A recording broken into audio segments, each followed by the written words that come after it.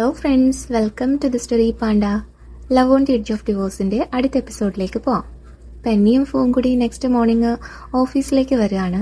അവൻ്റെ സെക്രട്ടറി ചെന്നാണെങ്കിൽ ഇപ്പോഴും റിക്കവർ ആവുന്നതേ ഉള്ളൂ. അപ്പോൾ ഫൂ ആണെങ്കിൽ അവളോട് താങ്ക്സ് പറയാണ് എത്രയും നാൾ അവൻ്റെ കൂടെ തന്നെ നിന്നതിന്. ഇവരിങ്ങനെ സംസാരിച്ചുകൊണ്ട് വരുന്നതിനിടയ്ക്ക് ഷയോച്ചിങ് അങ്ങോട്ടേക്ക് വരികയാണ്. എന്നിട്ട് പെന്നിയോട് പറയും, ഭയങ്കര ഫ്രണ്ട്ലി ടോക്കായിട്ടാണ് സംസാരിക്കുന്നത്. പെന്നി, ഫൂ നിന്നോട് ഭയങ്കര ഹാർഷായിരുന്നിട്ടുണ്ടാവുമല്ലോ. എന്നിട്ട് നൈസായിട്ട് ഫൂയുടെ കയ്യിൽ പിടിക്കുകയാണ്. എന്നിട്ട് പറയും, ഇവൻ നിന്നെ വില്ല ഡിസൈൻ ചെയ്യാൻ ഏർപ്പാടാക്കി, പോരാത്തതിന് ഇപ്പോൾ അവൻ്റെ അസിസ്റ്റൻറ്റും ആക്കി നിന്നെ. നീ ഫുൾ ഹാർഡ് വർക്ക് ചെയ്യുകയാണല്ലോ. അപ്പോൾ പെന്നി പറയും, എനിക്കത് പ്രശ്നമല്ല, ഞാനത് എൻജോയ് ചെയ്യുന്നുണ്ട്. അപ്പോൾ ഫൂ അവളുടെ കൈയെടുത്ത് മാറ്റിയിട്ട് പറയുമ്പോൾ നമുക്ക് മീറ്റിംഗ് തുടങ്ങാറായി, അങ്ങോട്ടേക്ക് പോകാമെന്ന് പറഞ്ഞിട്ട് അവരെല്ലാം അങ്ങോട്ടേക്ക് പോകും. ഫൂയുടെ ബിസിനസ്സിൻ്റെ ഒരു പുതിയ പ്രോഡക്റ്റ് ലോഞ്ചാണ്. അപ്പോൾ പെന്നിയാണ് അത് പ്രസൻറ്റ് ചെയ്യുന്നത്. എല്ലാ ഗസ്റ്റും വന്നിട്ടുണ്ട്. പെന്നി പ്രിപ്പയർ ചെയ്ത് വെച്ച ഫയൽ തുറക്കുമ്പോഴത്തേക്കും അതിനകത്ത് വെറും പ്ലെയിൻ ഷീറ്റാണ് ഇരിക്കുന്നത്. അത് നമ്മുടെ ഷയോച്ചിങ്ങിൻ്റെ പണിയാണ്. അവൾ നേരത്തെ വന്ന് ആ ഫയൽ മാറ്റിയിട്ട് വെറും ബ്ലാങ്ക് ഷീറ്റുള്ള പേപ്പേഴ്സുള്ള ഫയൽ കൊണ്ട് വെച്ചായിരുന്നു.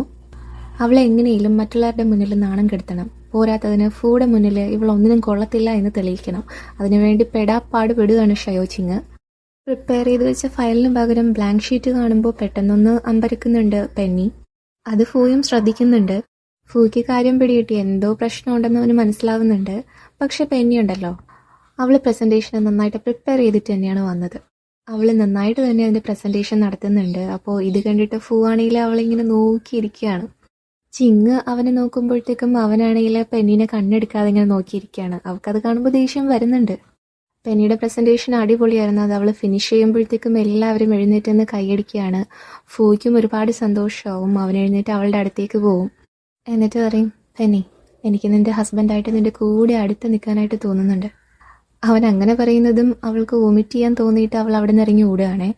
അപ്പോൾ ഫൂ മനസ്സിൽ വിചാരിക്കുന്നത് ഇങ്ങനെയാണ്, ഞാൻ പറഞ്ഞ കാര്യം അത്രയ്ക്കും ഡിസ്ഗസ്റ്റിംഗ് ആയിരുന്നോ, അവളെന്താ ഇറങ്ങി ഓടുന്നേ. പെന്നിയാണെങ്കിൽ വാഷ്റൂമിൽ പോയിരുന്ന് ഫ്രഷ് ആയിട്ട് ഇങ്ങനെ ആലോചിക്കുകയാണ്. ബേബി, നിൻ്റെ ഡാഡിനോട് ഈ കാര്യം പറയാൻ സമയമായിട്ടുണ്ട്. അപ്പോഴേക്കും ഷയോച്ചിങ്ങും വാഷ്റൂമിലേക്ക് വരുന്നുണ്ട്. അവൾ വന്നിട്ട് ഭയങ്കര അറഗൻ്റായിട്ട് പെന്നിയോട് സംസാരിക്കുകയാണ്. പെന്നി, ഇങ്ങനെയുള്ള ഡേർട്ടി ട്രിക്സ് കൊണ്ട് ഫൂവെ സെഡ്യൂസ് ചെയ്യാമെന്ന് നീ കരുതണ്ട. ഒരു മിസ്ട്രസ് അവസാനം എങ്ങനെയായിത്തീരുക എന്ന് നിനക്ക് നന്നായിട്ട് അറിയില്ലേ. അപ്പോൾ പെന്നി പറയും, എനിക്കത് നിന്നോടാണ് പറയാനുള്ളത്. ആഫ്റ്റർ ഓൾ ഫൂ മാരീഡാണ്. നീയാണ് ഫൂയുടെ മിസ്ട്രസ് ആവാനായിട്ട് ആഗ്രഹിക്കുന്നത്, ഞാനല്ല എന്നും പറഞ്ഞിട്ട് അവൾ അവിടെ നിന്ന് പോവുകയാണ്. അത് കേൾക്കുമ്പോൾ ഷയോച്ചിങ്ങിന് നല്ല ദേഷ്യം വരുന്നുണ്ട്. അവൾ അവിടെ നിന്ന് പുറത്തിറങ്ങുമ്പോൾ പെന്നിയുടെ സ്റ്റെപ്പ് സിസ്റ്റർ ഷെൻ ഹുയാൻ ഷയോച്ചിങ്ങിന് അടുത്തേക്ക് വരികയാണ്. എന്നിട്ട് അവളുടെ കരണം നോക്കി ഒരെണ്ണം പൊട്ടിക്കും. ഷയോച്ചിങ് ആകെ അമ്പരക്കാണ്. ആരാണ് നീ, നിനക്കെന്താ വട്ടാണോ എന്നൊക്കെ ചോദിക്കുകയാണ് ഷയോച്ചിങ് അവളോട്. അപ്പോൾ അവൾ പറയും, എൻ്റെ പേര് ഷെൻ ബുയാൻ, ഞാൻ ഷെങ്മിയാൻ്റെ സിസ്റ്ററാണ്. എൻ്റെ ബ്രദർ ഇൻ ലോയാണ് ഫൂ യെൻചാങ്. മിസ് ഷയോച്ചിങ്, നിങ്ങൾ ശരിക്കും നാണമില്ലാത്ത പെൺകുട്ടി തന്നെയാണല്ലേ. നിങ്ങൾ ശരിക്കും എൻ്റെ ചേച്ചിയുടെ ഫാമിലി ലൈഫ് തകർക്കാനായിട്ട് നിൽക്കുകയാണോ.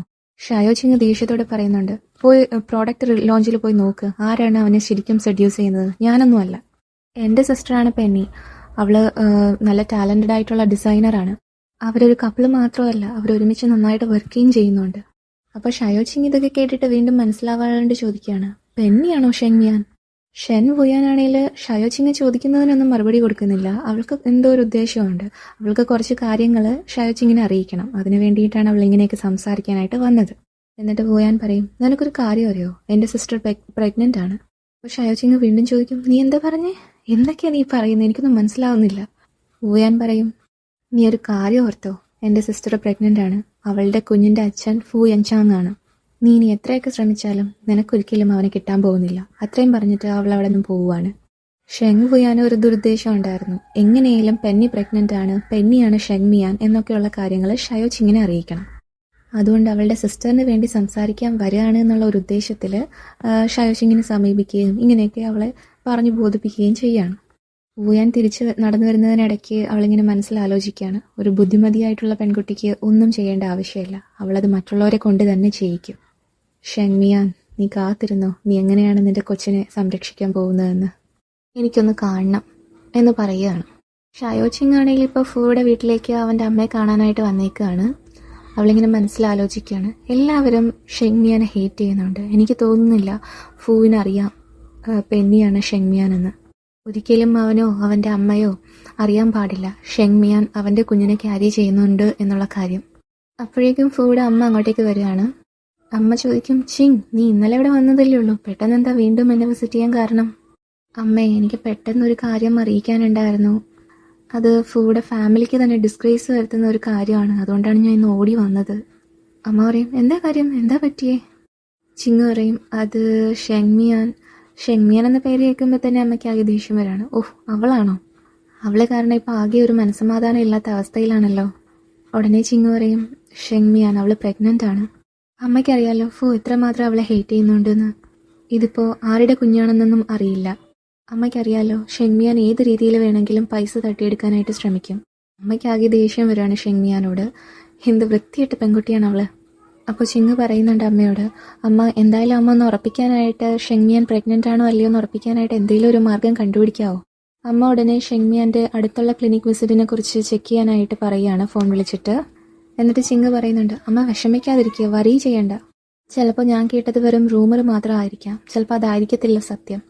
അപ്പോൾ അമ്മയ്ക്ക് വീണ്ടും ഒരു കോൾ വരികയാണ്. ഷെങ്മിയാൻ പ്രഗ്നൻ്റ് ആണെന്ന് ഉറപ്പിച്ചും കൊണ്ടുള്ള ഒരു കോളാണ്.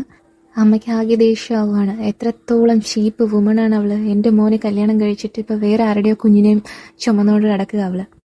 അപ്പോൾ ചിങ്ങാണെങ്കിൽ സൈഡിലൂടെ ഇരുന്നുകൊണ്ട് ചിരിക്കുന്നുണ്ട്. ഇവിടെ പെന്നി ഇപ്പോൾ അവളുടെ ഓഫീസിലാണുള്ളത്.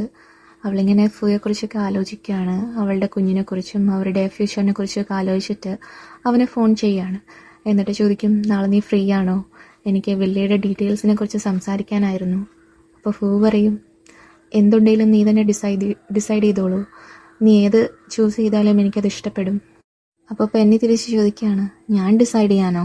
ചിലപ്പോൾ വീടിൻ്റെ ഉടമസ്ഥ, അതായത് ഇവൻ്റെ ഭാര്യ ഉണ്ടല്ലോ ഷെങ്മിയാൻ, അവളെയാണ് അവൾ ഉദ്ദേശിക്കുന്നത്, അവൾക്കത് ഇഷ്ടപ്പെട്ടില്ലെങ്കിലോ എന്ന് ചോദിക്കുകയാണ്. അപ്പോൾ ഷെങ്മിയാനെ കുറിച്ച് പറയുന്നത് ഫൂയ്ക്ക് ഇഷ്ടപ്പെടുന്നില്ല. അവന് ദേഷ്യം വരുന്നുണ്ട്. അപ്പോൾ അവൻ ചോദിക്കുന്നുണ്ട്, നീ എന്തിനാ അവളെക്കുറിച്ച് ഇപ്പോൾ സംസാരിക്കുന്നത്? പെന്നി പറയും, മിസ്റ്റർ ഫു, നിങ്ങളും ഷെങ്ങും ഒരു കപ്പിളാണല്ലോ.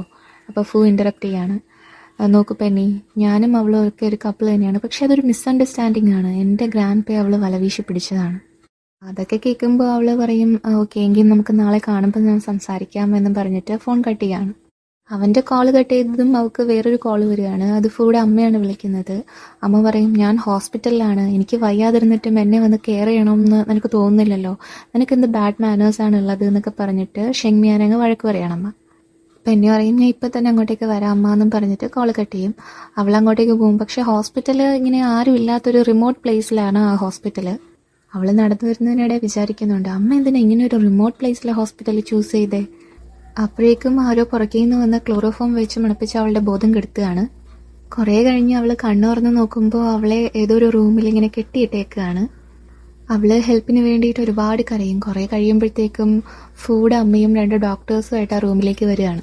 അപ്പോൾ പെന്നി ഇങ്ങനെ ആകെ പേടിച്ചിട്ട് അവരോട് ചോദിക്കുകയാണ്, മിസ്സസ് ഫു, നിങ്ങൾക്ക് എന്താണ് വേണ്ടത്? അമ്മ ദേഷ്യപ്പെട്ടിട്ട് പറയും, എനിക്കെന്താണ് വേണ്ടതെന്നോ? നിനക്കെന്താണ് വേണ്ടത് എന്ന് ഞാൻ അങ്ങോട്ട് ചോദിക്കാം. നിനക്ക് എത്ര ധൈര്യമുണ്ട് എൻ്റെ മകനെ ചീറ്റ് ചെയ്യാനായിട്ട്? നിനക്കങ്ങനെ എളുപ്പമൊന്നും ഞങ്ങളുടെ ഫാമിലിയെ ഡിസ്ഗ്രേസ് ചെയ്യാനായിട്ട് പറ്റില്ല. ഇത്രയും വർഷം ഞങ്ങൾ നിൻ്റെ കൂടെ നിന്ന് നിൻ്റെ ഫാമിലിയെ ഹെൽപ്പ് ചെയ്തിട്ട് ഇങ്ങനെയൊക്കെയാണോ നീ ഞങ്ങളോട് കാണിക്കേണ്ടത്? വേറൊരാളുടെ കൂടെ അഫെയർ വെച്ചിട്ട് അയാളുടെ കുട്ടിയും ചുമന്ന് നടക്കുന്ന നിന്നെ ഞങ്ങൾക്കിനി വേണ്ട. അപ്പോൾ പെന്നി പറയാണ്, അയ്യോ മിസ്സസ് ഫു, നിങ്ങൾക്ക് തെറ്റിദ്ധാരണയാണ്, എന്നെ ഒന്ന് എക്സ്പ്ലെയിൻ ചെയ്യാനായിട്ട് അനുവദിക്കൂ, ഞാൻ അങ്ങനെയൊന്നും ചെയ്തിട്ടില്ല എന്നൊക്കെ പറയാണ് അവൾ.